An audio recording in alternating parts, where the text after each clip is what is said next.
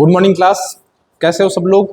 तो earlier class के अंदर जैसे हमने प्रीवियस क्लास में डिस्कस किया था कि राजस्थान एसआई के लिए हिंदी की क्या इंपॉर्टेंस है और कहाँ से कितने क्वेश्चंस किस सेगमेंट से आते हैं और मोस्ट इंपॉर्टेंट टॉपिक्स कौन से हैं कि जहाँ से मैक्सिमम क्वेश्चंस आते हैं, वो हमने पहली क्लास के अंदर डिस्कस किया था।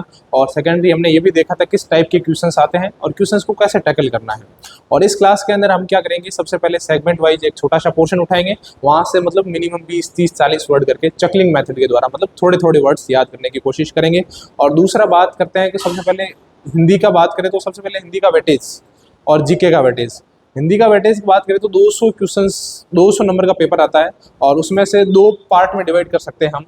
देखो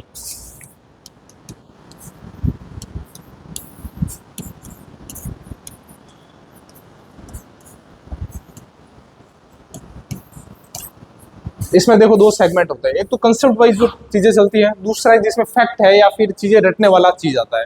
पहले देखो कंसेप्ट के अंदर सबसे पहले हम जो शुरुआत के अंदर टॉपिक्स दे रखे हैं, संधि हो गया, समास हो गया, उपसर्ग हो गया, प्रत्यय हो गया, रचना के आधार पे जो वाक्य के भेद कितने प्रकार के होते हैं, ये हो गए। ये किसके अंदर आते हैं, कंसेप्चुअल चीजें। और बाकी अगर कंसेप्ट के अंदर बात करें तो सबसे पहले इसके अंदर क्या चलती है, इसमें चलते हैं रूल्स। और ज्यादातर नॉर्मल सब बंदे रूल्स रट लेते हैं और ये क्वेश्चन तो सब कर ही लेते हैं और लगभग सभी प्रकार के लोग ये क्वेश्चन सही करते हैं। दूसरी चीज होती है जो रटने वाले हैं, कोई भी कोचिंग इंस्टीट्यूशन है वो आपको ये सारी चीजें लाइन टू लाइन या वर्ड टू वर्ड्स रटाने की कोशिश नहीं करता है, वो आपकी स्वविवेक शक्ति पे छोड़ देता है कि आपको रटना है, पढ़ना है, छोड़ना है, क्या करना है ना। और तो हम क्या करेंगे, सबसे पहले इस चीज पे जो चीज़ें कोई कोचिंग इंस्टीट्यूशन नहीं पढ़ाता है वो हम इस पे स्पेशल फोकस करेंगे, ताकि क्या होगी कि बेस से जो इंग्लिश मीडियम का बंदा है उसे बहुत सारी प्रॉब्लम्स आती है, और जो 4 बार पढ़ लिया, 5 बार पढ़ लिया सर्विस मैन है, उनको बहुत सारी प्रॉब्लम्स आती है, उनको कैसे याद कराना है। क्योंकि क्लास के अंदर बहुत प्रकार के बंदे होते हैं कि सबसे पहले किसी ने पढ़ रखा है उसको तो याद हो जाएगा, लेकिन जो अंतिम बैच पे बैठा है उनको कैसे याद कराना है, उस कंसेप्ट पे चल के हम क्लास शुरू करने वाले हैं। तो शुरुआत के अंदर हम 2 टॉपिक डिस्कस करने वाले हैं, एक तो है पर्यायवाची शब्द और दूसरा है पारिभाषिक शब्दावली। प्रीवियस क्लास के अंदर जो अर्ली डिस्कशन हुआ था उसमें हमने देखा था कि पर्यायवाची शब्द के लगभग 4 से 5 क्वेश्चन आते हैं और दूसरा पारिभाषिक शब्दावली के 9 से 10 क्वेश्चन आते हैं। जो टोटल जैसे मॉडर्न हो गया, टोटल इकोनॉमी के 10 क्वेश्चन आते हैं और पारिभाषिक शब्दावली जो 7 या 8 पेज की होगी उससे अकेले से 10 क्वेश्चन आते हैं। तो आप देख लो कि किसके अंदर ये वाला सब्जेक्ट है, जो हिंदी सब्जेक्ट है, उनके अंदर आपको इनपुट बहुत कम देना है, आउटपुट बहुत ज्यादा मिलेगा। लेकिन जो जीके वाला सब्जेक्ट है उसमें ब्रॉड है, बहुत टाइप के क्वेश्चन बन सकते हैं। और जैसे आरपीएससी अभी जिस ट्रेड पे चल रही है, जैसे डिप्टी जनरल वाला पेपर हुआ और बहुत सारे जो पेपर्स हो रहे हैं, उसके अंदर जो मैक्सिमम कोचिंग इंस्टीट्यूशन है उनमें से क्वेश्चन मिल ही नहीं रहे, वहां से क्वेश्चन आ ही नहीं रहे, पता नहीं क्वेश्चन कहाँ से आ रहा है। आइडियल बुक से वो बाद में डिस्कस करेंगे क्वेश्चंस के बारे में। तो हम क्या करेंगे, सबसे पहले तो ये वाला पोर्शन डिसाइड करेंगे, जो फैक्ट वाला पोर्शन मतलब रेगुलर इंटरवल के बाद 2 फैक्ट की क्लास है, फिर इसके बाद एक रेगुलर जो कंसेप्ट वाली संधि के क्या रूल्स है उसको कैसे मतलब इजीली टैकल करना है। ऐसे नहीं कि भारी भारी रूल्स, ज्यादातर इंस्टीट्यूशन हुए बंदे वो बता देते हैं कि भारी भारी रूल्स है, 12-13 रूल्स है, रूल्स रट लो। नहीं, बेसिक्स कैसे शुरू कर सकते हैं, बेसिक्स से 0 से स्टार्ट करके इनफाइनाइट तक कैसे जा सकते हैं, वो वाली अप्रोच हम रखेंगे। तो इस क्लास के अंदर एक छोटी सी क्लास है, इसके अंदर लगभग 40-50 मिनट क्लास चलेगी। इसके अंदर हम पर्यायवाची शब्द डिस्कस करेंगे और दूसरा हम डिस्कस करेंगे पारिभाषिक शब्दावली। पर्यायवाची शब्द के अंदर बात करें तो सबसे पहले जो इंपॉर्टेंट पर्यायवाची शब्द है, अब देखो आप कोई भी बुक्स उठा लोगे तो बुक्स के अंदर लगभग आपको वर्ड्स मिलते हैं 1000-2000 इतने वर्ड्स मिलते हैं, और कोई नॉर्मल बंदा उठाते ही उसके तो मन के अंदर एक डिग्री जा जाता है कि यार सर इतने शब्द इतने तो याद होते ही नहीं है, और किताब को बंद करके बैठ देते हैं और उठाते ही तैयारी खो देते हैं। तो इसके लिए हमने आपको सब्जेक्ट को ईजी बनाने के लिए हम क्या कर रहे हैं कि जो मोस्ट है, जो इस बार आरपीएससी के अंदर जो अपकमिंग एग्जाम्स है उनमें उन्हें आने की मैक्सिमम प्रोबेबिलिटी है, तो हम उस पर डिस्कस करेंगे। ठीक है कि यही क्वेश्चन है, लगभग 200 से 250 जो मोस्ट है उनमें से क्वेश्चन रिपीट होते हैं और इस बार आने की क्षमता ही उसी में से है। तो हम इस प्रकार से शुरू करेंगे और अपकमिंग एग्जाम्स के अंदर लगभग 30-40 हर रोज हम मतलब सेगमेंट वाइज वर्ड्स डिस्कस करेंगे। तो चलो शुरू करते हैं। देखो फर्स्ट वर्ड कौन सा है, अग्नि, आग, अनल, पावक, वैश्वानर, हुताशन, अरुण, कृषाणु, ज्वाला, धनंजय, समीर। और एक और ज्यादातर मतलब फ्रीक्वेंटली या फिर ज्यादातर बच्चों द्वारा एक क्वेश्चन पूछा जाता है कि सर जो भी बुक्स है, बुक्स के अंदर एक पर्यायवाची के 10-10, 15-15, 20-20, 30-30 वर्ड्स लिखे हुए होते हैं, क्या वो सारे याद करने हैं, क्या 2 याद करने हैं, क्या 4 याद करने हैं। तो उसके लिए सबसे पहले मैं चीज बता देता हूँ कि हर एक जो वर्ड होता है उसमें से जो मोस्ट वर्ड होते हैं ना वही याद करने हैं। क्लास के अंदर जो भी लाइव क्लास चलेगी, जिस क्लास में चलेगी उस क्लास के अंदर मैं बता दूंगा कि कौन से मोस्ट है, वही आप पढ़ोगे तो लगभग कंसेप्ट क्लियर हो जाएंगे। इसके अंदर देखो अग्नि का क्या है, आग है, अनल है। 1 मिनट वापस देख लेते हैं। अनल का एक वर्ड है जिसका नाम है अनल।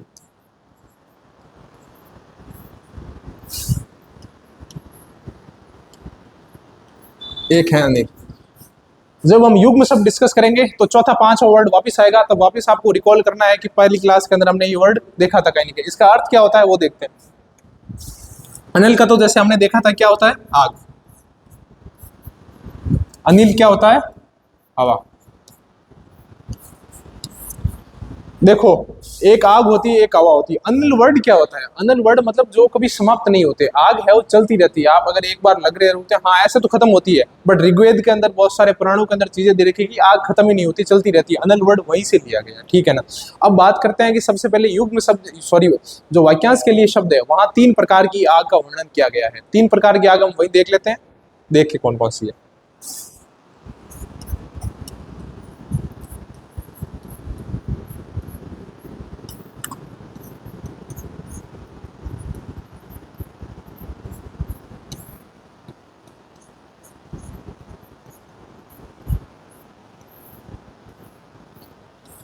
देखो, फर्स्ट वर्ड मैंने लिखा है दावानल। क्या लिखा है, दावानल। अगर इसका संधि विच्छेद करोगे तो सबसे पहले होगा दाव प्लस अनल। दाव किसका पर्यायवाची होता है, जब हम पेड़ या वृक्ष के जब पर्यायवाची डिस्कस करेंगे, दाव होता है पेड़ का पर्यायवाची। किसका होता है, पेड़ का पर्यायवाची। उसे एक और वर्ड निकलेगा जिसका वर्ड होता है दावालय। क्या होता है, दावालय या द्रुमालय। 2 वर्ड होते हैं, एक द्रुमालय भी होता है, एक दावालय भी। दावालय कम यूज होता है बट द्रुमालय बहुत ज्यादा होता है। द्रुम भी पेड़ का पर्यायवाची होता है और दाव भी किसका पर्यायवाची होता है, पेड़ का ही पर्यायवाची होता है, ठीक है ना। याद रखना, किसका पर्यायवाची होता है, पेड़ का पर्यायवाची होता है। यानी जो जंगल होते हैं, जंगल के अंदर जो आग लगती है, इसमें देखो एक वर्ड है दाव, दूसरा है अनल। अनल हमने डिस्कस किया, क्या होता है, आग। दावा मतलब जो जंगल, जंगल में जो आग लगती है उसको हम क्या बोलते हैं, दावानल, ठीक है ना। एक और दूसरी जो हमने आग डिस्कस की है, दूसरा नाम है बड़वानल। क्या है, बड़वानल। बड़वानल बोलते हैं जो समुद्र के अंदर जो आग लगती है उसको क्या बोलते हैं, बड़वानल। ऐसे याद कर सकते हो कि समुद्र होता है, बहुत बड़ा होता है, छोटा तो समुद्र होता नहीं है, बड़े से याद कर लो, बड़वानल। तीसरा कौन सा, जठरानल। साइंस वाले सर और डिस्कस करेंगे। पेट के अंदर जठर ग्रंथियां होती है, जठर ग्रंथियों के अंदर या जो पेट के अंदर जो आग लगती है उसको बोलते हैं जठरानल, ठीक है। ये 3 प्रकार की आग हमने डिस्कस की। नेक्स्ट की तरफ मूव करते हैं, ठीक है। दूसरा आग हो गया, अनल हो गया, पावक हो गया, हुतासन। हुतासन हुत प्लस आसन से मिलकर बना हुआ होता है। दूसरा अरुण, कृषाणु, ज्वाला, धनंजय, शमिद। धनंजय और याद करना है कि सबसे पहले जो धनंजय वर्ड है ना, धनंजय, ये एक और आएगा कि महाभारत के अंदर एक फेमस कैरेक्टर है जिसका नाम है अर्जुन। क्या है, अर्जुन। उनका भी धनंजय है, क्यों है वो अर्जुन का डिस्कस करेंगे।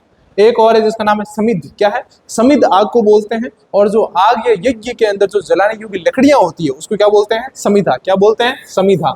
आग की मात्रा पुट कर दो, क्या हो जाती है, समिधा। बस वापस इसके अंदर मोस्ट वर्ड तो लगभग एक अनल वाला है, दूसरा पावक, और तीसरा हुताशन, और एक धनंजय और समित। बस ये वर्ड्स देख लेना। नेक्स्ट की तरफ मूव करें तो एक अतिथि। क्या है, अतिथि। अतिथि मतलब अतिथि। तिथि मतलब क्या होता है, दिनांक। मतलब जिसके आने की तिथि हमको मालूम नहीं हो, अचानक घर के अंदर आ जाए, वो क्या होता है, अतिथि। अतिथि का क्या है, अभ्यागत, आगत, ग्रहागत, मुलाकाती। अभ्यागत मतलब जो अभी आया, इसके अंदर कौन सा उपसर्ग है, अभी। दूसरा कौन सा, आगत, जो आया हुआ है। थर्ड ग्रहागत, ग्रह प्लस आगत। ग्रह मतलब घर। ग्रह क्या होता है, घर। ग्रह, सदन, निकेतन, आलय, निलय, सारे क्या होते हैं, घर।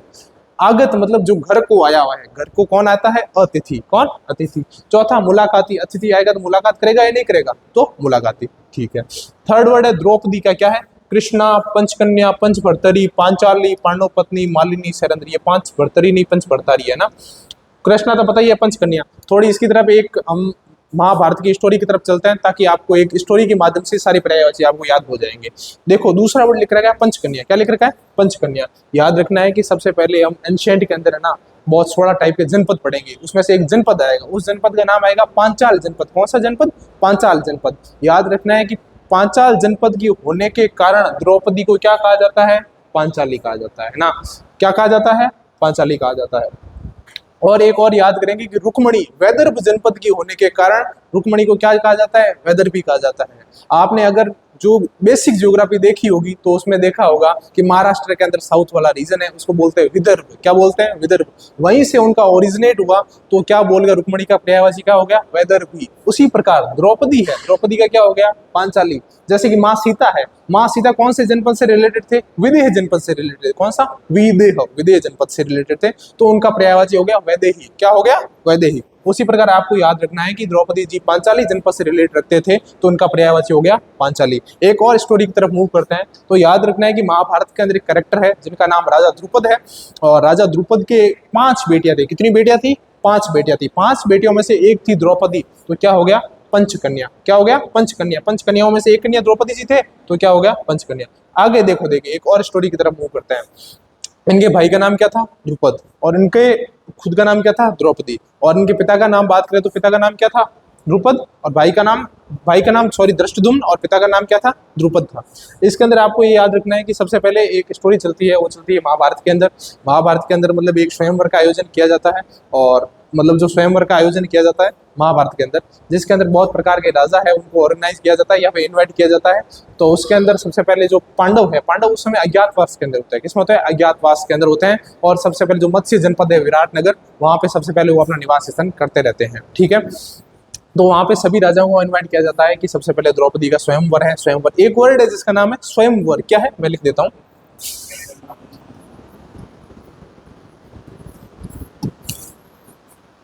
एक वर्ड का नाम है स्वयंवर। स्वयंवर मतलब स्वयं वर्ण करने वाली, मतलब विवाह के जो बहुत प्रकार के टाइप होते हैं, जैसे कि प्रजापति विवाह होता है, एक याज्ञनी विवाह होता है, एक गंधर्व विवाह होता है। विवाह के बहुत सारे टाइप होते हैं, जिसमें से एक होता है स्वयंवर। स्वयंवर मतलब कि सबसे पहले वह स्त्री जो स्वयं अपने वर का वर्ण करती है। उसमें सबसे पहले कौन है? द्रौपदी। हम हिस्ट्री के अंदर बहुत सारे डिस्कस करते हैं कि सबसे पहले जैसे सीता हो गई, सीता माता हो गई, जैसे द्रौपदी हो गई, जिनका क्या किया गया था? स्वयंवर किया गया था। अगर हम इनकी बात करें तो सबसे पहले स्वयंवर का आयोजन किया गया था, सभी प्रकार के राजाओं को बुलाया गया, जिसके अंदर अंग देश के जो कर्ण है वो भी इन्वाइट किए गए, और पांडव भी इसके अंदर आते हैं।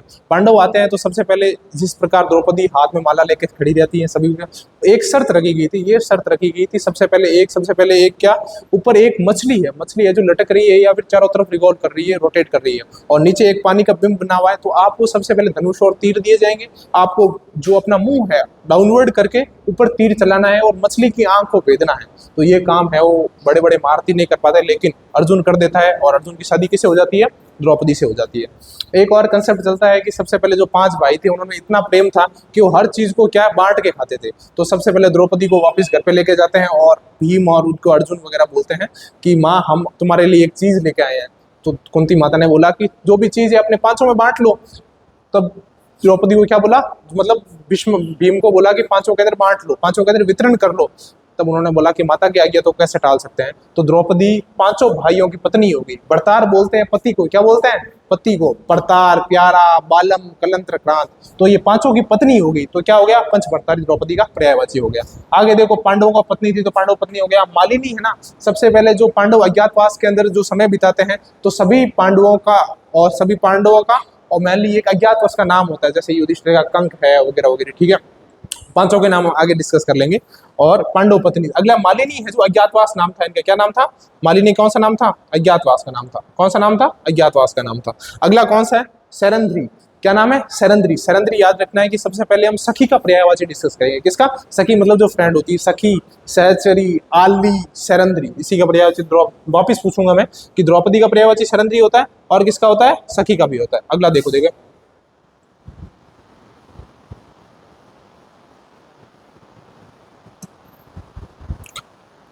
ठीक है। अगले देखो देखो, धरती। धरती का क्या है? अचला, इला, धरणी, धरा, मही, वसुधा, वसुंधरा। ठीक है। अचला, अचला, चल मतलब चलने योग्य, चल धातु से बना हुआ है। अचला मतलब जो चल नहीं सकती। धरती चल सकती है? नहीं चल सकती, नहीं चल सकती। तो अचला क्या हो गया? धरती। इला किसको बोलते हैं? धरती को। जैसे कि एक आपने कहावत या फिर एक मुहावरा टाइप सुना होगा कि इलाण देणी आपनी हालरी उलराय पूत झुलावे पालने तो मरण बढ़ाई माय। ये वही इला है। इला किसको बोलते हैं? धरा। धरणी मतलब जो धारण करती है। धरा भी आपको पता ही होगा। मही मोस्ट इंपोर्टेंट। मही किसको बोलते हैं? धरती को।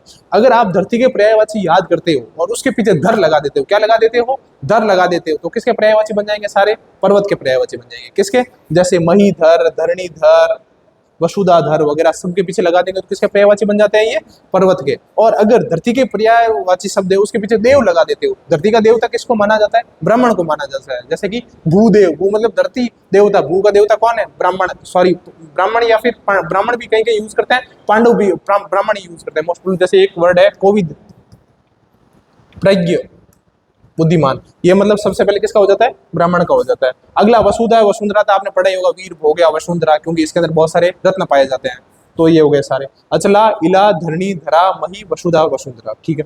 अब इसमें से मोस्ट वर्ड बस ये याद रखना है कि एक वसुधा और एक मई, बाकी तो नॉर्मल आपने डे एवरीडे लाइफ में सुने होंगे। अगले देखो दांत का क्या है, दस, दसन, रद, रदन, एक सीक्वेंस बन रहा है, देखो दो तो दस से शुरू हो रहे हैं, दस, दसन, रद और रदन। आगे देखो दानव के क्या है, एक असुर, एक मिनट सारे देख लेते हैं।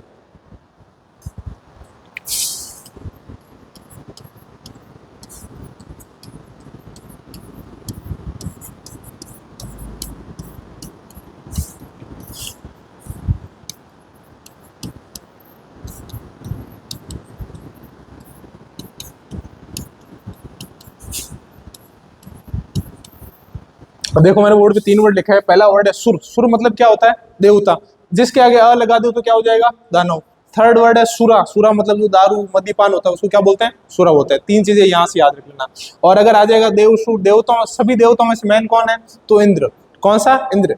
अगर कौन सा, असुर का कौन सा हो जाएगा, दानव। असुर की एक और चीजें याद रखनी है, अगर आपको रात के पर्यायवाची याद है तो आपको असुर के आराम से याद हो जाएंगे, क्योंकि रात के अंदर सबसे पहले रात का एक होता है राका, क्या होता है, राका। दूसरा होता है रजनी, क्या, रजनी। एक होता है निशा, क्या होता है, निशा। ये तीनों रात के पर्यायवाची है। अगर इसके पीछे हम लगा देंगे चर, क्या लगा देंगे, चर। चर वर्ड यूज होता है जनरली, चर एक धातु है जिसका यूज होता है कि चारों तरफ घूमने वाला। निशा मतलब क्या होता है, रात। चर मतलब जो रात के अंदर घूमता रहता है। रात में कौन घूमता है, दानव या असुर। दूसरा वर्ड क्या है, रजनी, रजनी किसका होता है, रात का। रात के अंदर कौन घूमता रहता है, दानव, बस रजनी चर। थर्ड वर्ड क्या है, निशा, निशा किसका होता है, रात का। चर मतलब घूमने वाला, रात में कौन घूमता रहता है, चोर वगैरह। दो चीज के असुर के कौन कौन से, रात के अगर पीछे चर लगा दोगे तो असुर के और दान, असुर के बन जाएंगे और चोर के भी बन जाएंगे। किसके से बन जाएंगे, असुर और चोर के। बस ये 3 वर्ड याद रखना। बस सुर होता है वो देवता के लिए यूज होता है, असुर है वो दानव के लिए, और सुरा है मैनली दारू या हाला मद्यपान के लिए यूज होता है। अब देखो असुर हो गया, दैती वर्ड मतलब दिति प्लस ये से मिलकर बना है। निशा जैसे हम डिस्कस किया था, निशा किसका पर्यायवाची होता है, रात का, रात्रि, विभावरी। चर मतलब घूमने वाला, रात के अंदर घूमने वाला। अक्सर आप कंफ्यूज हो जाते हैं वो निशाचर और निशाकर के बारे में। निशाचर क्या होता है, दानव जो रात में घूमता रहता है। निशाकर, कर मतलब जो रात को करता है। रात को कौन करता है, ये रात में कौन दिखाई देता है, चंद्रमा। तो निशाकर किसका हो जाता है, चंद्रमा का। निशाचर किसका हो जाता है, दानव का। एक और वर्ड यूज होता है जिसका होता है दिवाकर, दिवाकर मतलब जो दिन करता है। दिन कौन करता है, सूर्य। तो 3 वर्ड हो गए एक साथ, दिवाकर, निशाचर, निशाचर, ठीक है ना। आगे देखो राक्षस आपने सुना ही होगा। आगे देखो तरणी, तरणी मतलब जो नाव होती है वो, कश्ती, तरी, द्रोणी, नैया, तारणी। अब इसमें एक इंपॉर्टेंट चीज देखो ये सबके पीछे ई की मात्रा आ रही है, इसके पीछे ई की आ रही है, इसके पीछे भी ई की आ रही है, इसके पीछे भी ई की आ रही है, इसके पीछे भी ई की आ रही है। बस इसके अंदर एक वर्ड मैंने ये याद रखना है कि सफीना, क्या, सफीना नाव को बोलते हैं। 2 वर्ड है, एक वर्ड है सफीना और एक वर्ड है सफरी। सफरी है वो मछली का पर्यायवाची है, और सफीना है वो किसका पर्यायवाची है, नाव का। तरणी, त्राणी, द्रोणी, बस ज्यादातर ये वर्ड किससे पीछे ई की मात्रा आएगी और तय से शुरू होगी। बाकी आपने पढ़ ही रखे होंगे। आगे देखते हैं।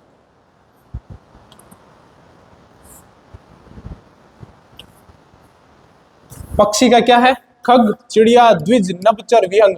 देखो चर क्या था, विचरण करने वाला या घूमने वाला। नभ किसका पर्यायवाची होता है, नभ होता है आकाश का पर्यायवाची। तो आकाश के अंदर कौन विचरण करता है या कौन घूमता रहता है, तो पक्षी। तो पक्षी का ये पर्यायवाची हो गया। और दूसरा कौन सा, द्विज। मोस्ट वर्ड 2 ही है बस।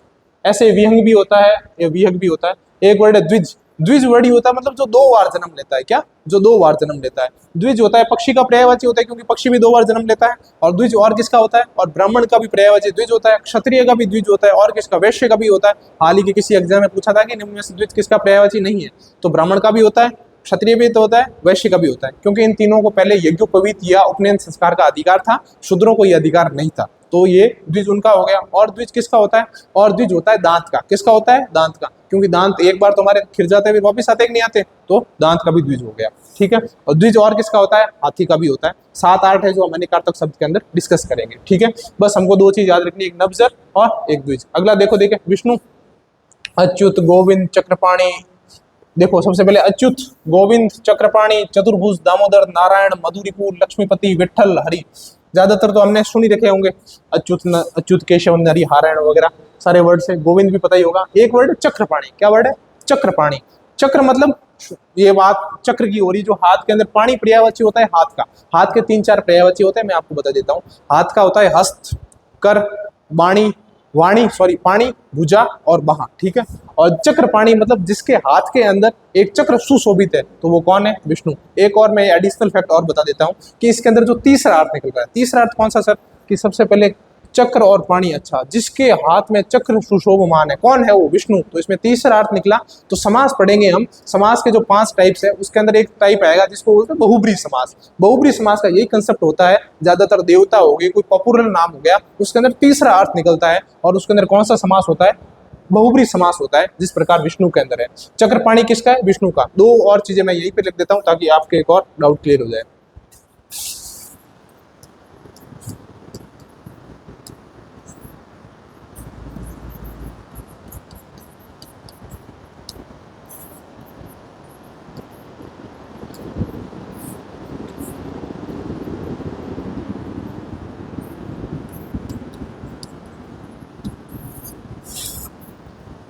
देखो देखो, चक्रपाणी हाथ में चक्र किसका है? विष्णु जी का है। दूसरा वीणा पाणी, मतलब वे कौन है जिनके हाथ के अंदर वीणा सुशोभमान है, कौन है? माँ सरस्वती। और दूसरा कौन है? नारद जी। कौन है? नारद जी। आपने नारद जी का फोटो देखा होगा कि हाथ के अंदर वो वीणा लेके घूमते ही रहते हैं, और माँ सरस्वती का जो श्वेत पद्मासन कमलों पर विराजमान है और वीणा धारण किए हुए, तो वीणा पाणी भी उनका होता है। एक चक्रपाणी मिश्र किसके कॉर्ड स्कॉलर थे? जिसके भी थे बताना आप, ठीक है। ये सारे वर्ड्स हो गए, ये हो गए चक्रपाणी। चतुर्भुज, चतुर्भुज इसलिए बोलते हैं क्योंकि विष्णु जी की कितनी भुजाएं? 4 भुजाएं, इसलिए क्या बोलते हैं? चतुर्भुज। दामोदर, क्या है? दामोदर।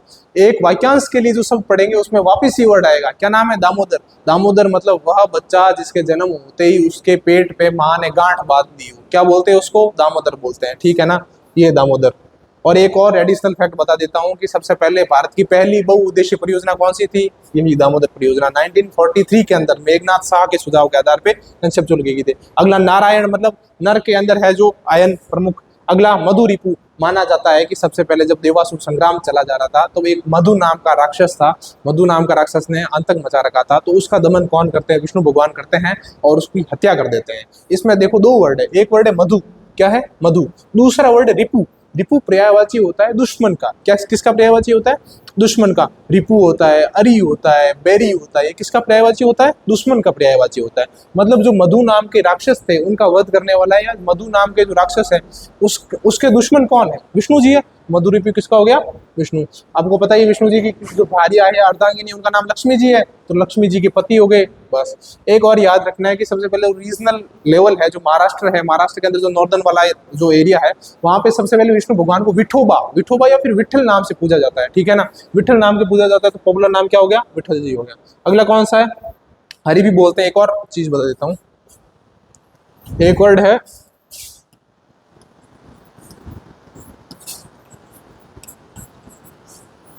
हरि।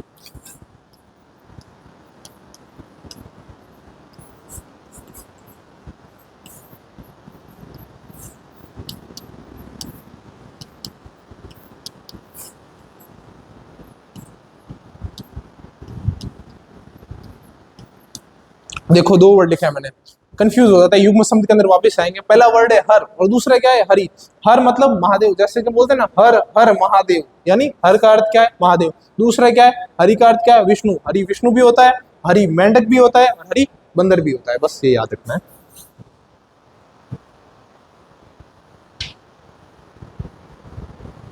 आगे देखो, देखे हरि, वापस देख लेना, अच्युत, गोविंद, चक्रपाणी, चतुर्भुज, दामोदर, नारायण, मधुरिपु, लक्ष्मीपति और विठल। बस विठल वाला देख लेना, मधुरिपु देख लेना, दामोदर और चक्रपाणी, बाकी आपने डे एवरीडे लाइफ के अंदर तो चीज सुनी रखी होगी। नेक्स्ट की तरफ मूव करें, हनुमान जी के बारे में। हनुमान जी के कौन कौन से हैं? देखो सबसे पहले अंजनी पुत्र, आंजनेय, कपीश, पवन सुत, बलि, महावीर, बजरंग, ये सारे आपने सुनी रखे होंगे कि जो हनुमान जी है उनकी माता जी का नाम अंजनी था, तो अंजनी पुत्र हो गया, आंजनेय वहीं से हो गया। कपि किसका पर्यायवाची होता है? कपि होता है बंदर का पर्यायवाची। किसका पर्यायवाची होता है? बंदर का पर्यायवाची। तो सभी जो बंदर है उनमें से प्रधान कौन है? सभी बंदरों के मालिक कौन है? हनुमान जी। तो कपि प्लस ईश, कपि पर्यायवाची होती है बंदर का, ईश मतलब प्रभु, सभी बंदरों के प्रभु है हनुमान जी, तो कपीश। पवन सुत, सुत पर्यायवाची होता है बेटे का। 1 मिनट में एक और बता देता हूं तुमको।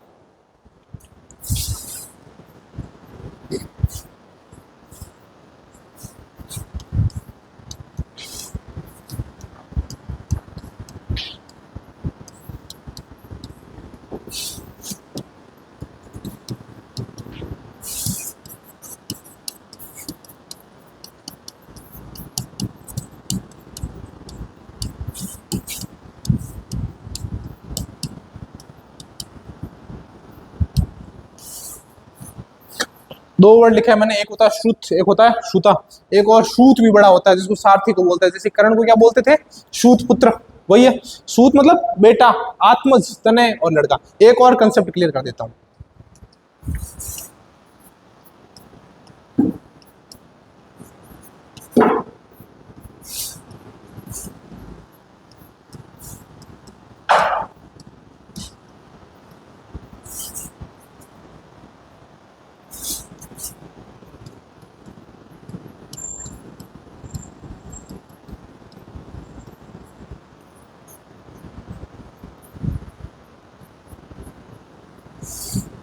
देखो मैंने तीन वर्ड लिखे हैं।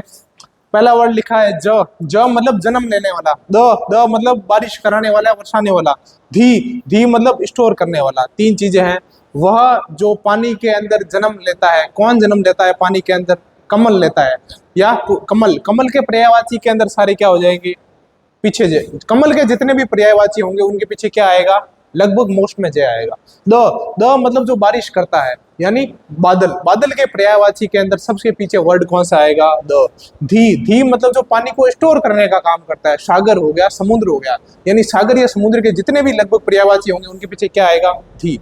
ज कमल के पीछे, द बादल के पीछे, द धी समुद्र के पीछे। देखो तीनों के पर्यायवाची यहाँ याद हो गए। हम चल रहे थे बेटा, आत्म, तने, लड़का। बेटा पता ही है, तने पता ही है, लड़का। आत्मज बोलते हैं बेटे को। आत्म ज मतलब क्या होता है? जन्म लेने वाला। आत्मा से जो जन्म लेता है, आत्मा से कौन जन्म लेता है? बेटा। तो बेटे का पर्यायवाची हो गया आत्मज। और जो आत्मा से जन्म लेती है वो किसका पर्यायवाची हो गया? बेटी का, जिसको बोलते हैं आत्मजा। तनय किसको बोलते हैं? बेटे को। सुता किसको बोलते हैं? तनया किसको बोलते हैं? बेटी को। बस ये तनय और तनया वापस कंफ्यूज मत होना। आगे और जब यमुना के और रिवर्स के आएंगे तो और डिस्कस करेंगे इनके बारे में।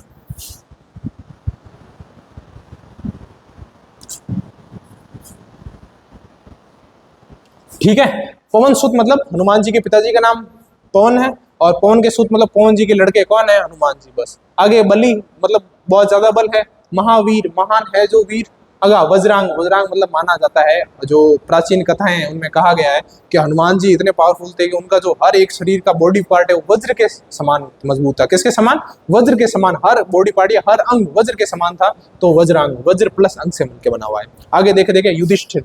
युधिष्ठिर मतलब क्या होता है? युधिष्ठिर आपको पता ही होगा कि सबसे पहले 5 पांडव थे, उनमें से एक पांडव का नाम क्या था? युधिष्ठिर। युधिष्ठिर मतलब क्या होता है? जो युद्ध में स्थिर रहता है। क्या? युद्ध में स्थिर रहता है, युद्ध के अंदर ज्यादा मूवमेंट नहीं करता है, ये स्थिर रहता है। कंक, कंक मेनली याद रखना है कि जब पांडवों ने अज्ञातवास बिता रहे थे यही हमारे विराटनगर के अंदर, विराटनगर के अंदर अज्ञातवास बिता रहे थे, यहीं पे अर्जुन ने यहाँ पे सबसे पहले तीर मार के एक रिवर ओरिजिनेट कर दी थी जिसका नाम बाणगंगा है, जो विराट की झील से निकलती है 2012 के अंदर, जिसको रुंडित नदी का दर्जा दे दिया गया है। अब इस पे कौन कौन सी परियोजनाएं आप लोग बताना। ठीक है, ये वही जो एरिया उस समय का मतलब विराटनगर के अंदर चल रहा है। तो सबसे पहले युधिष्ठिर ने अपना नाम रख लिया था कंक। कौनतेय, कौनतेय मतलब सबसे पहले सारे पांडव किसके पुत्र हैं? कुंती माता के पुत्र हैं, तो हो गया कौनतेय। जय धर्मराज, धर्मराज बोलते हैं। धर्मराज वर्ड दो चीजों के लिए, दो बंदों के लिए यूज होता है। किस किस के लिए यूज होता है? एक धर्मराज वर्ड यूज होता है युधिष्ठिर के लिए, और दूसरा धर्मराज वर्ड यूज होता है किसके लिए? दूसरा धर्मराज वर्ड यूज होता है यम के लिए। किस लिए? कि सबसे पहले जब आदमी मरे नहीं, मरने से पहले न्याय करता है तो वो बोलता है युधिष्ठिर को। जो आदमी मर जाता है या फिर आत्मा परमात्मा में विलीन हो जाती है और जब यम लोक के अंदर जाए या जहां पे भी जाए वहां न्याय करते हैं यम भगवान, तो यम भगवान का पर्यायवाची क्या हो जाएगा? धर्मराज। धर्मराज मतलब दो बंदों के पर्यायवाची। किस किस के? युधिष्ठिर के, और दूसरा किसका? यम का। युधिष्ठिर तो मरने से पहले न्याय करते हैं और यम भगवान मरने के बाद न्याय करते हैं। कौन थे? कुंती का पुत्र धर्मराज हो गया। प्रथासुत, प्रथा मतलब जब कुंती के पर्यायवाची पढ़ेंगे तो कुंती के पर्यायवाची से आएगा प्रथा। क्या आएगा? प्रथा। दो प्रकार की प्रथा होती है, देख लो। देखिए, एक तो ये प्रथा, प्रथा मतलब कुंती। एक होती है प्रथा मतलब जो कस्टम्स है या जो रीति रिवाज है, जैसे पढ़ते हैं ना सती प्रथा, डाकण प्रथा, पर्दा प्रथा, उसी प्रकार ही सारी प्रथाएं। आगे पार्थ, पार्थ लगभग सबको कहते हैं, युधिष्ठिर को भी कहते हैं और किसको कहते हैं? अर्जुन को भी कहते हैं। पुत्र के अभी डिस्कस किए थे। आत्मज, आत्मज मतलब जो आत्मा से जन्म लेता है। तनय हो गया, नंदन हो गया, पूत हो गया, बेटा हो गया, सुत हो गया। बस ये याद रखना है ना, नंदन भी याद रखना। ध्रुव मतलब ऐसे कैसा याद कर लो कि आपने सुना ही होगा कि ध्रुव तारा जो हर बार उत्तर दिशा को नॉमिनेट करता है या डायरेक्टिफाई करता है। तो सबसे पहले जो ध्रुव तारा हर बार उत्तर दिशा से निकलता है और ध्रुव तारा हर बार अटल रहता है, मतलब अपनी पोजीशन चेंज नहीं करता, उसी दिशा से निकलेगा तो उसी दिशा से निकलेगा और स्थिर भी रहता है। तो देखो सारे वर्ड्स, ध्रुव का क्या है, अचल, चल नहीं सकता वहीं रहेगा, अटल, टल भी नहीं सकता, निश्चित रूप से, पक्का दिखेगा और स्थिर भी रहेगा। देखो अचल का, ध्रुव का क्या हो गया, अचल होगा, अटल, निश्चित रूप से दिखेगा और पक्का रहेगा और स्थिर भी रहेगा। आगे देखो, देखो चांद, चांद का क्या है, इंदु, क्या है, इंदु। एक और 2-3 वर्ड और बता देता हूँ, लिख लेना। देखें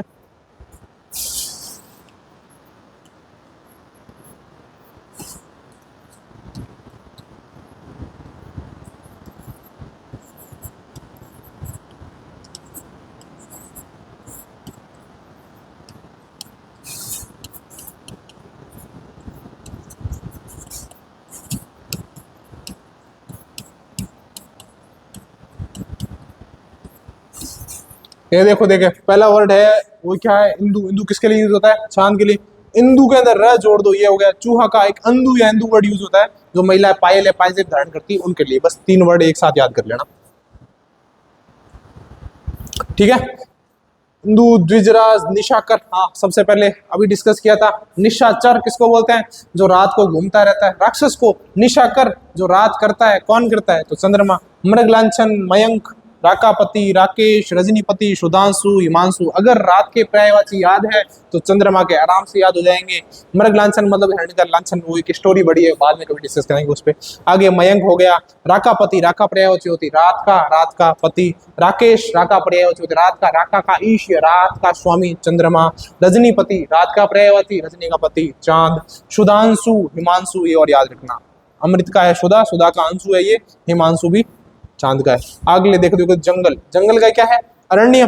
कानन, दव, दाव, द्रुमालय, द्रुमिणी। देखो सबसे पहले अभी हमने डिस्कस किया था कि जंगल के अंदर लगने वाली आग को क्या कहते हैं, दावानल। क्या बोलते हैं, दावानल। तो दाव किसका पर्यायवाची है, जंगल का। दव भी किसका है, जंगल का। एक और वर्ड याद रखना है जिसका नाम है कानन। किसका नाम है, एक और पर्यायवाची जिसका नाम क्या है, कानन। कानन एक और याद रखना है। नंदन किसका था, नंदन किसका था, बेटे का। तनय किसका था, बेटे का। तनया किसका था, लड़की का। एक और याद रखना है कि कानन, कानन यानी जंगल होता है। क्या होता है, जंगल होता है। और कानन एक और वर्ड यूज करते हैं, कानन जो बगीचा होता है ना, बगीचा जंगल का ही छोटा रूप हो, बट ब्यूटीफुल रूप होता है, उसको बगीचे के लिए भी कानन वर्ड यूज करते हैं। उपवन हो गया, कानन हो गया, वो भी बगीचे के लिए यूज करते हैं, ठीक है। और नंदन वर्ड भी बेटे के लिए यूज करते हैं। और नंदन वर्ड है, नंदन वर्ड स्वर्ग के लिए भी यूज करते हैं। तो उसी टाइप से हम राजस्थान के अंदर एक लेक पढ़ेंगे जिसको क्या बोलते हैं, राजस्थान की नंदन और कानन यानी स्वर्ग का बगीचा। कौन सी लेक को बोलते हैं, आप लोग बताना मेरे को, ठीक है। अरण्य, कानन, दव, दाव, द्रुमालय।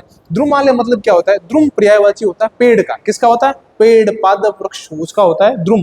द्रुम आलय, आलय मतलब घर, पेड़ों का घर। पेड़ों के घर को क्या बोल दिया, जंगल। विद्यालय, विद्या का घर। हिमालय, बर्फ का घर। उसी प्रकार द्रुमालय मतलब पेड़ों का घर, क्या बोल दिया, जंगल। द्रुमिणी मतलब जहाँ पेड़ सराउंडेड हो उसको क्या बोलते हैं, द्रुमिणी। आज की क्लास के अंदर बस इतना ही डिस्कस करेंगे। 15 पर्यायवाची शब्द थे। आशा करता हूँ कि आप लोगों को आसानी से समझ आ गए होंगे। फिर लेटर ऑन क्लास के अंदर हम जो पारिभाषिक शब्दावली है और पर्यायवाची है और इजी वे से कैसे याद कर सकते हैं वैसे हम याद करने की कोशिश करेंगे। Thank you class.